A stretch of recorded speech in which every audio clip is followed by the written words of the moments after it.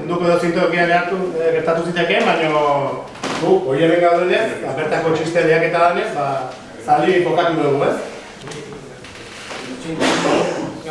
Orduan, Jose Antoni, hortzik joan behin, Zaldibiako Santa Fe kaletik, paseoan, eta alako batean, Manuel apaizarekin topo egin zuen. Non, Jose Antoni, zer moduz beha? Gogoratzen, duela bi urte eskondu zintue apaizarekin. Bai, gogoratzen dut, Manuel. Eta, semea labarik izan bat zuen? Ez apaizak, jauna, horrendik ez. Tira, lasai, datorren astean erromara joan behar du.